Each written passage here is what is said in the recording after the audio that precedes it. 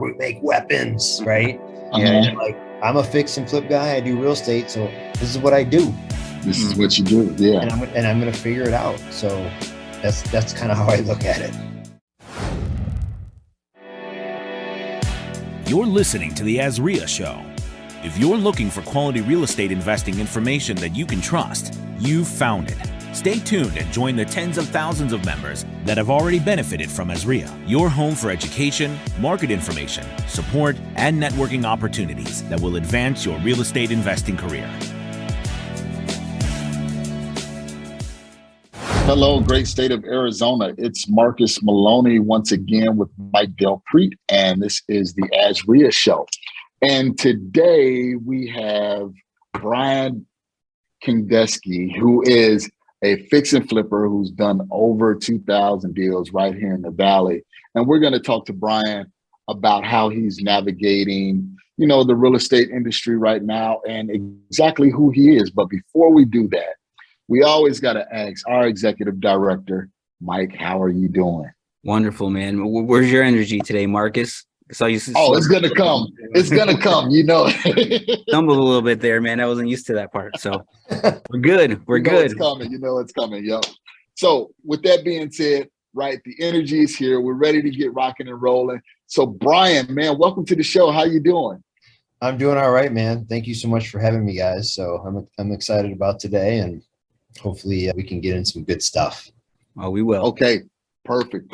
So what I want to ask you first, Brian, okay, we know you've been, well, for those who don't know, you've been doing this for 22 years. What did you do prior to real estate? The interesting thing, I used to own Subway restaurants, and 22 years ago in August, I went to a marketing seminar, and the guy who was speaking there, a guest speaker in the restaurant industry, this was marketing for restaurants, and the guest speaker his name was Ron the Grand. So okay.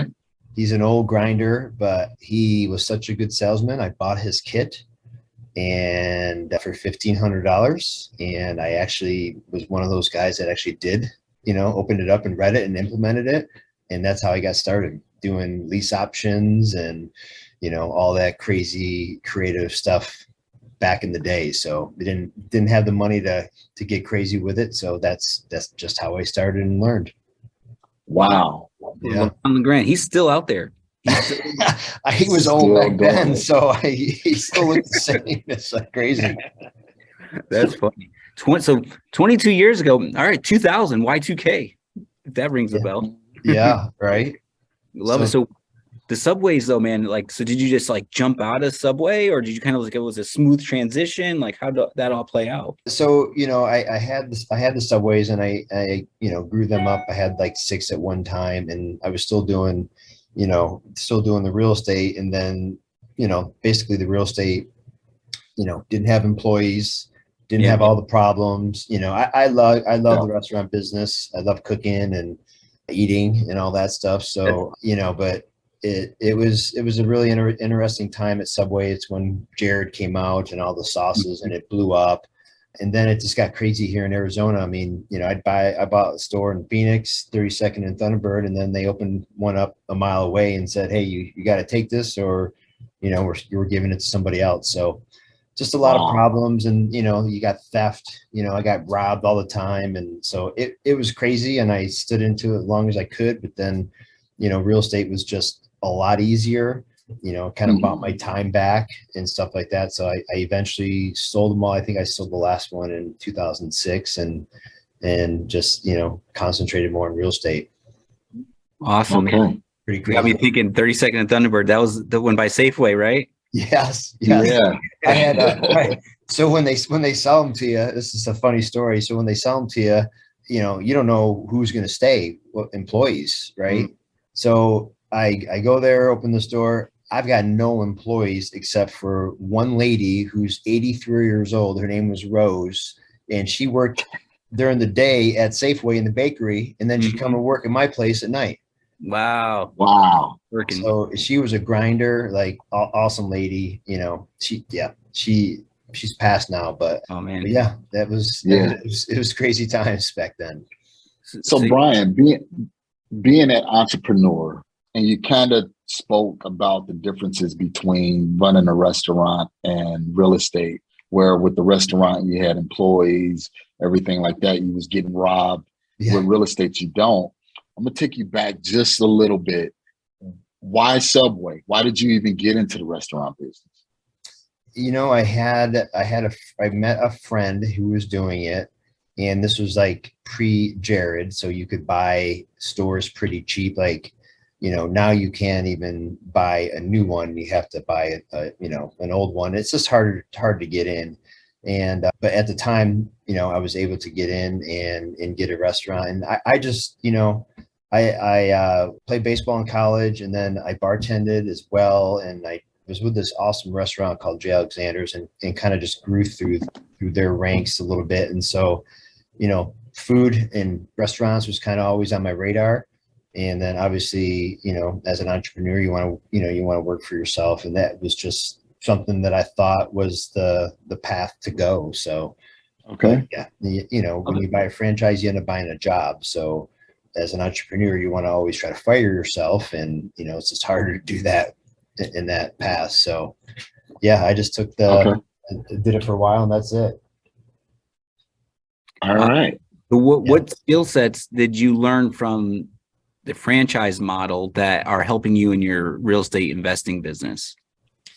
I mean, it's, you know, when you're an entrepreneur and you're on your own, you've got to think about it like you're kind of working for somebody, but you're working for yourself. So you've got to have the work ethic that you have in any business. You've got to put the time in. You know, in my office here, there's a couple other guys that are in this office. You guys know Spencer Caldwell? Yeah, for sure, man. Yeah. What's up? He's in my office, and there's many days that late at night, it's just him and I here, you know, and I'm in my 50s, and he looks young, but I don't know how old he is, but we work, you know. Right. The recipe, even though it's old school and there's different, you know, kids are making money off Instagram and stuff like that, the recipe is still, you got to work at anything you do. Yeah. So it's just easier now with all the education and training out there, you know, stuff that you guys do. It helps people try to cut that down a little bit, your learning curve, but you still have to work. Absolutely. I hope that answers the question. Very well said. So it's a word that people don't talk about that much. Right.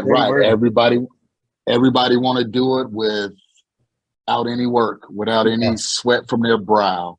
Yeah. So let me ask you this, Brian. So when you were doing, again, I'm gonna take you back. I'm a historian, so let's take you back. When you were doing, and you got that information from Ron LeGrand, what made you implement it versus other people that don't implement, you know, the education? What was it in your psyche that said, you know what, this is something that I really, really need to do, and you went out there and took action? Because I mean, at that time you were pretty successful. You owned all of these Subway restaurants. You could have been, you know, happy there. But why? What really made you be successful in real estate besides the work? What action did you take? You know, I guess, you know, God just made me the way he made me. I guess it's part of that is like, I'm not smart enough not to know not to do it. I'm a worker. And so I just, you know, I got the kit, and it was really interesting. His material and his, you know, little DVDs were interesting. And, you know, I don't know. It just, I don't, you know, it's just one of those things where you don't want to outthink it. You kind of just got to do it, just like we talked about with the work, and go through the process.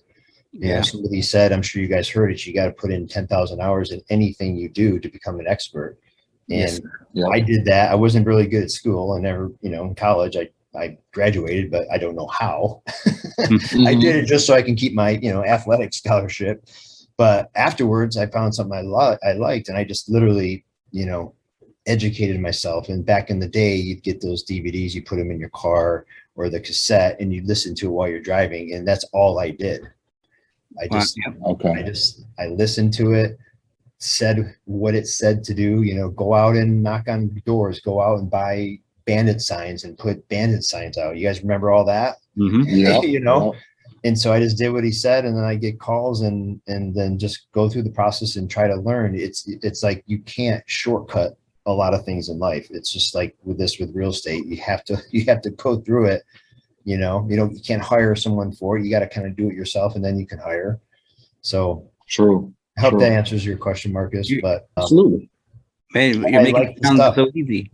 It was educational. He's funny, and Ron LeGrand's funny. And this one thing that out of all his stuff that I remember that has probably made me the most money and saved me the most money is his magic words. He would say, no matter what he was doing. So if somebody gives you a quote for a job, he would say, "Is that the best you can do?" Ooh, that's Ron LeGrand's famous nuggets. So, fast forward, we have 10 different crews, and they have subcontractors. So I probably have, 120, 130 people that I feed in some way. And I still, to this day, and my project managers say the same thing. Hey, is that the best you can do? Love it. A wholesaler sends you a deal. Is that the best you can do? A seller, you get an offer from a seller, and is that the best you can do? It works everywhere. When anything you're doing in life, you're buying something on Craigslist or someone's doing a service for you, just ask that question and, see what happens. And right off the bat, someone uses like, I'll take $5 off or whatever your scenario you're in. Yes. Yeah. Imagine how much money you probably saved over 2,000 flips. We used to track it like 10 years ago. We would track it, dollars saved just by saying that. So it's just, I don't know. It's just something I've been implemented in my life that Ron LeGrand had said. That's wonderful. It's literally the magic words. And I still do it to this day, 2 years later. Man, it's like we could wrap up this podcast right now and just end it with learn it, do the work, right? That's the best you can do. And that's the best you can do. This is a success. So you guys try it. Whoever's listening to this, just try it. I am not joking. You're not being, you're not trying to shiest anybody. You're just asking that, even the Bible says ask, you don't ask, you don't receive. So I just implemented just asking, and that's it. That's you're true. not being mean. You're not being greedy. You're just asking. If they come back and they say, you know what, hey, I can't, my costs are here. I'm like, okay, cool. Yeah, fair enough. So you got traction, you got momentum. You're like, hey, this real estate stuff is a lot more appealing. And it sounds like, starting in 2000, after you figured it out a little bit, you're heading right into one of the greatest times in history of making money. Can you tell us how that flowed and just how you got into the flipping, into the boom? And yeah, I mean, there's so many different steps there. I started, once you're getting education and educated and you're learning, and then people kind of start knowing what you're doing, and then you'll start meeting investors, right? So that's your key. If you're going to be a flipper, you need money to do it unless you have your own. But people really don't like to give money to someone who doesn't know what they're doing. So you've got to kind of go through it and learn. And so that's what I did. And then I'd get investors and you start small. You do your onesies, twosies, and then you keep growing on that. So, we were growing and flipped properties and had investors, used hard money as well. I actually met my hard money lender. It was when we would go pre-drive homes for auctions. And so he would go to all the houses and meet people and just hand out his business card. His name's Justin Wood with Sound Capital. He's got really good money, and I still use him to offset it just because we have so many homes. So, but yeah, interesting story. 18 years ago, I just met him at a house. He just handed out his card, and he was starting his business then. And now he has $70 million of fund out there. Wow. Yeah. So yeah, that time, so we were doing that, and it was just crazy. I remember buying the house and then thinking, when you buy, you're like, oh, it's worth 200. And then it would take a month and a half to fix. I'd list it and it would go up $25,000 just because I owned it for a month more. Yeah. It got really crazy. And then, obviously everything crashed. So, obviously, looking back, we all wish we would have in 2010, 11, we would have bought those $25,000 homes in Maryville and kept all of them. Yeah. But, We didn't. I didn't. But So what- some people did. What was going through your mind though? Like, wait, okay, because there's a correlation here. So when you're saying, hey, 200, then all of a sudden it was worth 225. Yeah. One, you were new, right? And what was going through your mind? Like, wow, this is great. Like, did you even see any worry signs or of any sort? No, I didn't see any worry signs. And it's kind of like what you just went past since whatever, 2011. Yeah. So now, like, everyone who's entered the real estate market just was like, oh, it's this easy. Mm-hmm. Mm-hmm. And it's always going to be this easy. And you didn't have to work at it. And not so many bright people made money, and you didn't have to be bright to make money. You just had to be in it. Breathe it. So Right. it was the same thing, right? Everybody was going crazy and making money, and then it just kind of happened. And so then this is the time where, a lot of those people get weeded out, and then, you're left with the pros and stuff like that are still left doing it. But it was crazy. I remember, it happened, and once it happened, you kind of didn't know what was going on or what was going to happen. And I remember taking like a little break for like 6 months just to let it settle a little bit, which, I was somewhat newer back then, but I remember my first house, went and, flipped it and made like $35,000. And I just went into it like, man, if I could just make 5 or 10, I'd be happy. And we ended up making, more than we thought. So, yeah, that was a crazy time. I bet. Wow. And I just hope we don't get there now. And, Mm-hmm. it's got some similar stuff going on, and it is kind of crazy out there right now. When you started flipping, like, to wrap up that question, like, you started seeing it over the last year or two, listing it for a month, were you just like, I get what's happening, I'm going to ride this wave? Or what was your stance on that once you saw the resemblance? In the office, because one of my other guys has been with me forever too. And so, it was just, everybody was saying the same thing. There's no way we can continue to do this. Like, it was crazy. Every one of my flips, I'd have 5, 6, 7, 8 offers, 30, 40, 50,000 over asking. And it was just, it was ridiculous. So, and it just, was something that you just knew was not sustainable, but you didn't think it was going to kind of end it like it did. Really it's quick. It's been really quick. So, I talked to a lot of people in the game, and everybody overall is, concerned about what's going on, but, it's one of those things. The movie Iron Man, remember Tony Stark's and they're talking to Josiah or whatever his name was. And he's like, Tony, we're a weapons manufacturer. We make weapons, right? Yeah. Like, I'm a fix and flip guy. I do real estate. So this is what I do. This is what you do. Yeah. And I'm going to figure it out. So that's kind of how I look at it. Brian, what would you say to that person now that saw, okay, the market was so good, everything ran up so quick, but now they're just now getting started? And we're in the midst of that getting market started shift. today. Yes. What would you tell that person?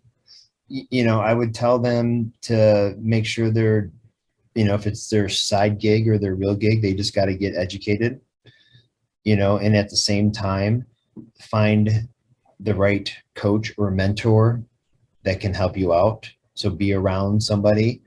And then I would tell them that they never need to ever take their eye off of raising money. Perfect. Never take your eye off of raising money. I wish I would have been more diligent about it back in the day, but I didn't. A lot of people these days are creating funds. There's companies out there that will do that for you. There's a cost to it, but I would tell them to go create a fund that could help fund their real estate investments. Okay. And that's what I would tell them. Get coaching, get educated, and build a fund. You need money. Real estate doesn't have to be yours. What? You always need money to do real estate. Doesn't need to be yours though. Yeah. And there's a lot of people that the whole fund world, that's probably been my biggest, learning moment in the last year or so, is just how big it is, and that whole industry and just the power behind it. So, if you want to make your life easy, build your own real estate fund, create your own fund. And is that something you're in the process of? Yeah, that's that's what I'm, that's what I'm working on. So, we've got some, big stuff that we want to accomplish, next 3 to 5 years. And, we need more money to do that. And is it like a PPM or? That's probably just going to be a basic debt fund. Yep. So, that's kind of how my world already has worked. You real estate in, real estate out, you sell it and you cycle it, but it just lets me even do more of a mass scale than we're already doing. Awesome, man. So, okay. Yeah. All right. So you went through the boom, everything changed. Kind of like you said, we all wish we bought in Maryville, especially with this idea. You're building out a fund. You're still at it. You're still in today's market. What are adjustments you are making? Like, going into what's like, no one knows what's happening, right? Yeah. I mean, you could forecast the best you can, but like, how are you preparing as we're changing? Right now we're working on the fund. I'm probably spending a lot more time building passive income. So we're in the vacation rental world now. Okay. So we're spending, a lot of time doing that. We're building a fund to help us do that. And then, whenever this happened, even in the past, we all have, if you're a fix and flipper, you got houses on the market right now. I would just tell you to keep lowering them and get rid of them and start fresh. Because there's new deals, that are coming my way. They've been adjusted of what's happening and what's happened the last few months. So they've adjusted so you can buy cheaper, but the problem is we got to get rid of our old inventory. So that's old inventory I'm working on. And, it doesn't help when rates, they keep raising rates and stuff. Like Arizona is heavily dependent on real estate. You think about what we do, and you got appraisers and home inspectors and title reps and lenders, and like you go on and on and on. Like, I don't even know how many people in Arizona work in the real estate industry, but I'd say it's a lot. Yeah. We're all getting affected right now. So yeah. Well, that probably goes into buying right. Buying right. Yeah. So we've always been, we've always tried to buy at 70% of after repaired value. So we want that 30% discount. And throughout the years, we've stayed there, whether we've added a little size, added a little value. So we've always stayed right there, but it got crazy. They were selling homes sight unseen, 85%. Yeah. It just got crazy. And, a lot of those wholesalers are now out of the game. The ones that stay in it are the ones that build relationships.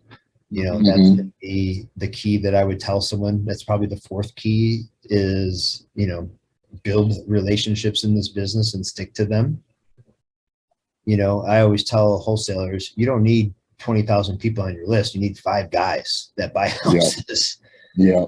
Right. And they'll let you know if it's a deal or not. Yeah. And that's my thing. I said, you send me a deal, I'll let you know in 20 minutes, yes or no, and I'll give you a price.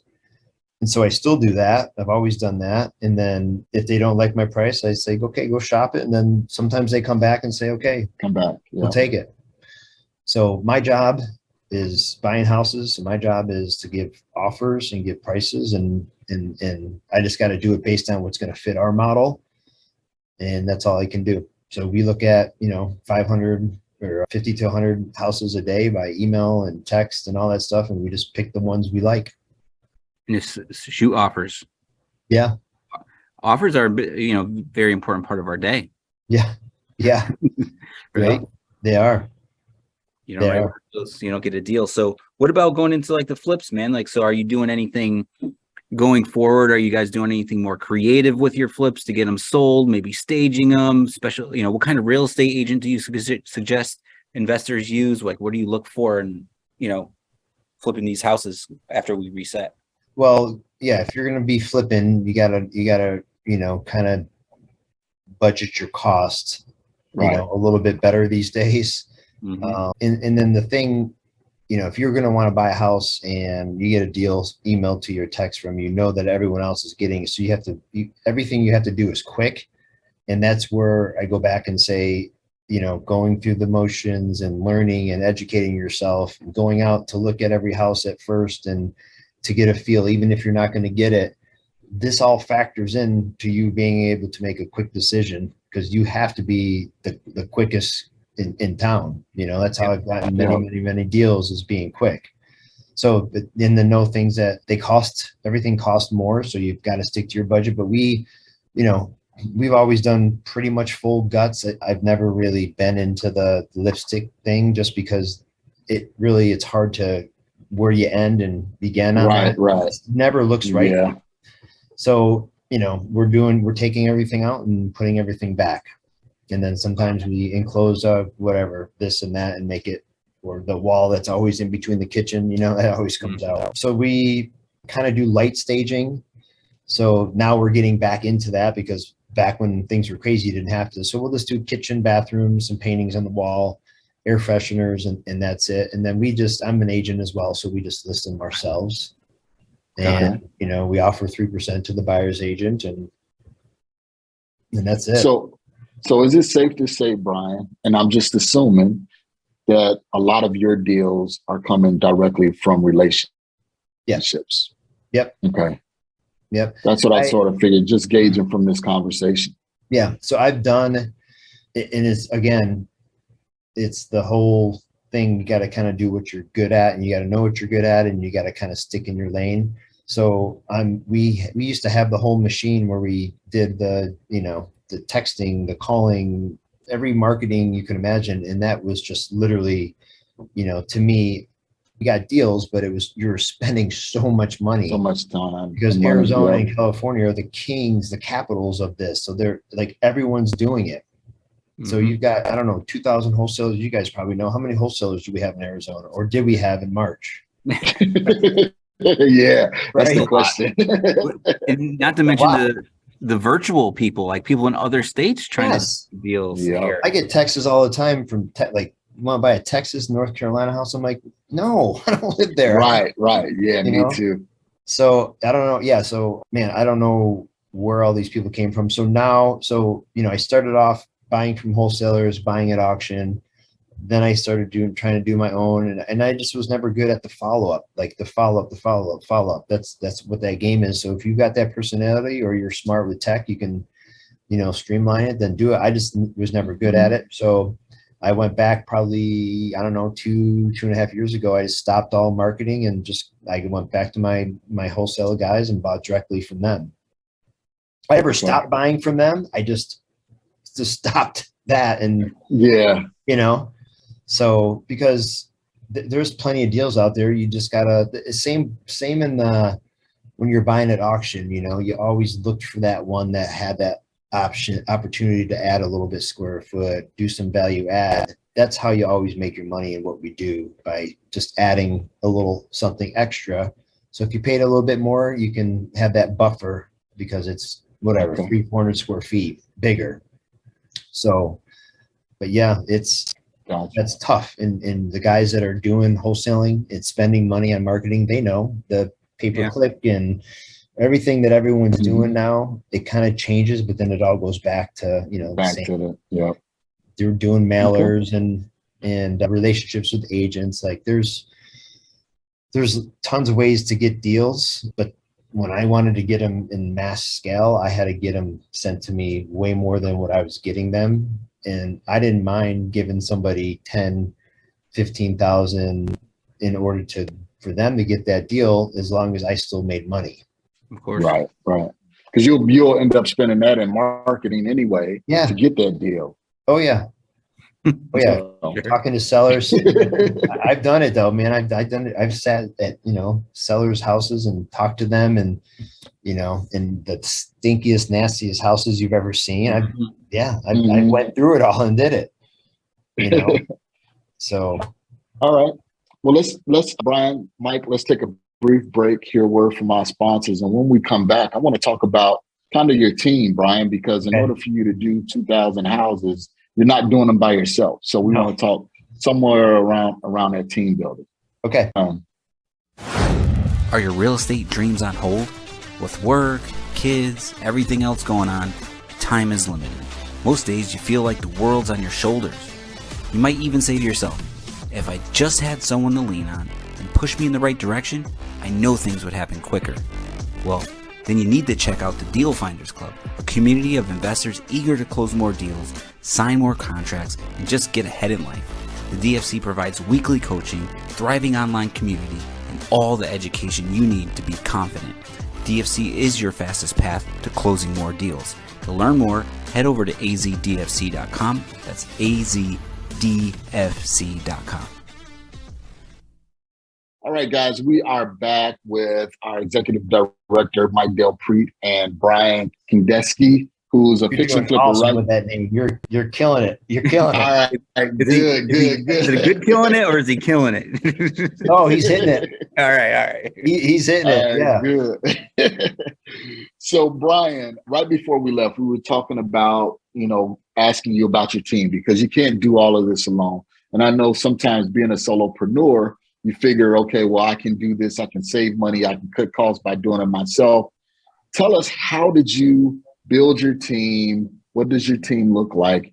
And did you ever have that mindset to where I'm going to try and do this on my own? And then you just got to that max where you said, you know what, I got to outsource some of this stuff. Yeah.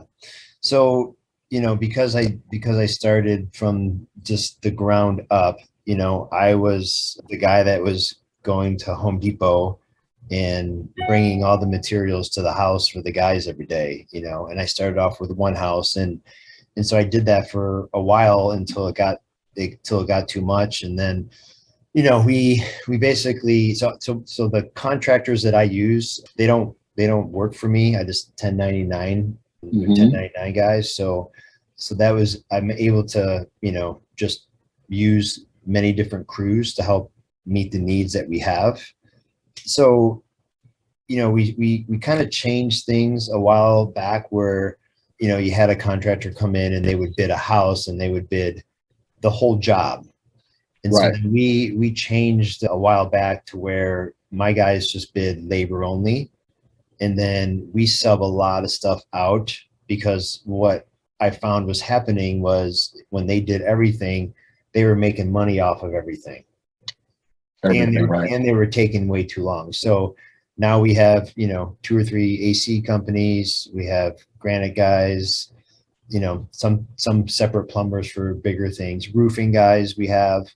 So when we get a new house, my project manager will text everybody. They'll come out and give us quotes. And then we say, Okay. hey, is this the best you can do? So, Right. right. Yeah. So it just happened when, things got too busy, but my mindset was always to fire myself, and it still is. That's how I always kind of operate. But then again, because we want things right, it's hard to let go.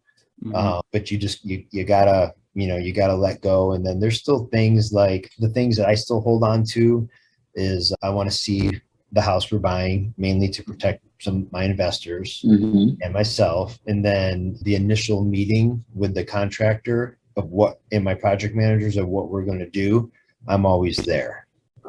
Okay. So those are the things I haven't given up, doing, because I just think those are super important, and the rest we can manage. But it started, the first person. I have a guy, his name is Phil, and he helps me look at houses. He actually worked at one of my restaurants when he was 18, and now he just turned 30. So, he's with me, but he helps me find deals.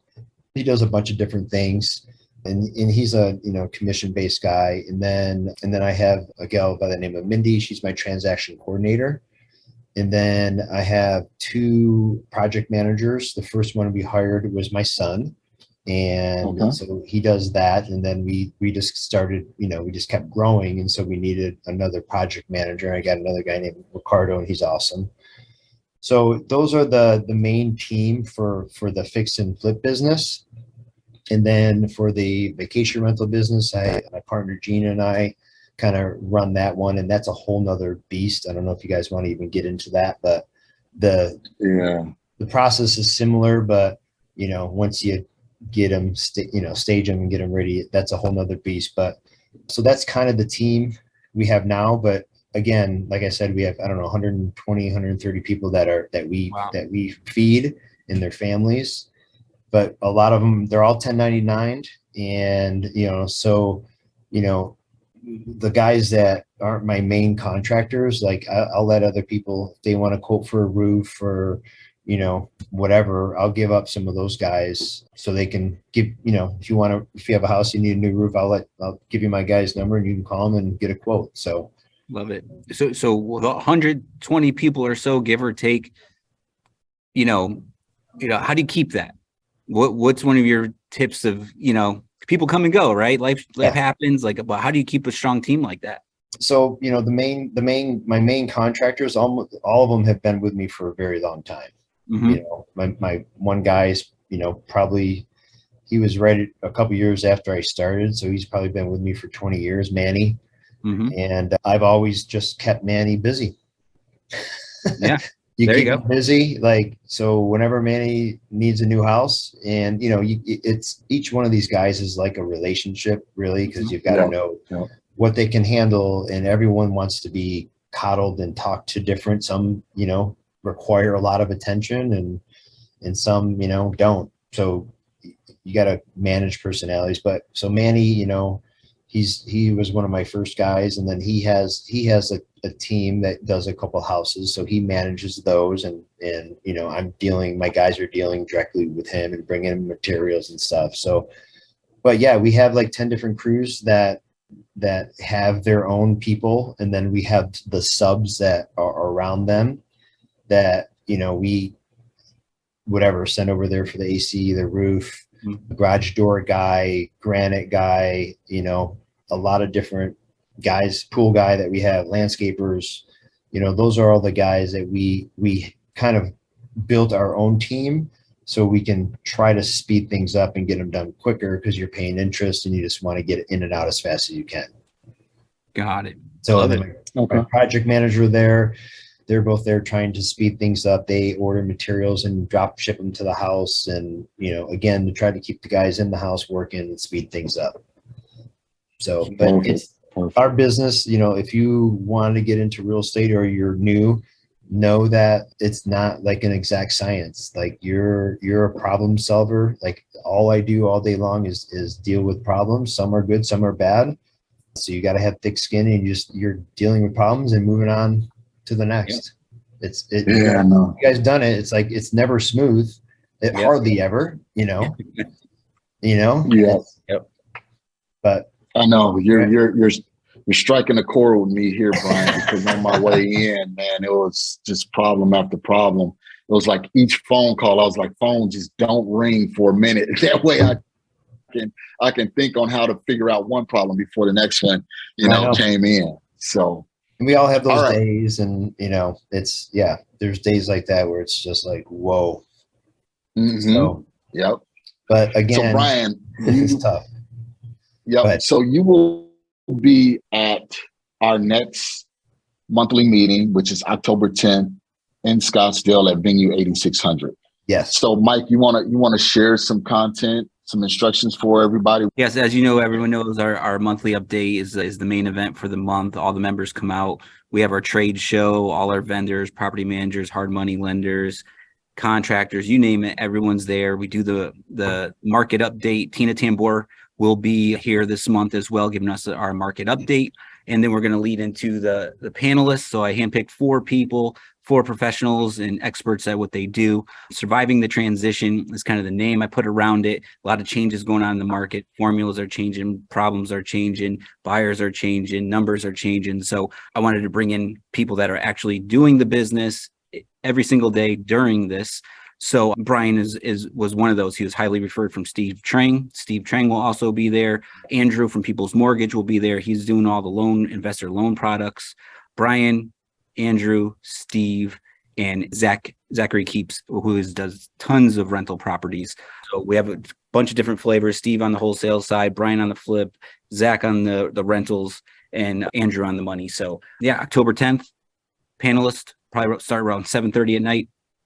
for the panel. So I'd love for everyone to be there. I'm super excited to meet you in person. Yeah, for sure, man. I'm excited too. You guys have been doing great things, and you know, I can see the spirit of giving and wanting to help out. And if you can, you know, new people just be involved and learn and put yourself out there. Like, that's a big thing. Ask questions, go up and introduce yourself to guys that are doing it, ask for help. And the more you do that and the more you learn, you'll get it. If that's what you want to do, it's there for you to get. Absolutely. There. Absolutely. I love it. Like, you're not making it like so difficult, man. It's just like, it really is that simple. Go shake hands, go meet people, ask for help, apply what you learn, and just don't stop doing it. And in the same chord, just be vulnerable. You know, a lot of the times when you go to things like this, everybody wants to say how big their thing is, you know? Yeah. But just be vulnerable, and people will be more apt to help you and be honest. Hey, but I've only done one deal. I lost $5,000. I need help. What do you think? Not like, oh yeah, I got this, and this guy, you know, nobody likes Absolutely. that. Nobody likes that. No one's going to help you. And I've learned that, you know, I could say the same thing and, oh, I've done this, and this.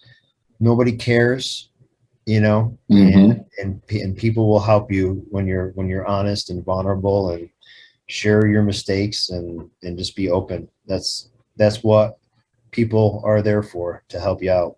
Right? We say it every show, Marcus. We got one of those buttons that go do do do do do. Yep. Ding, ding, ding, ding. Yep.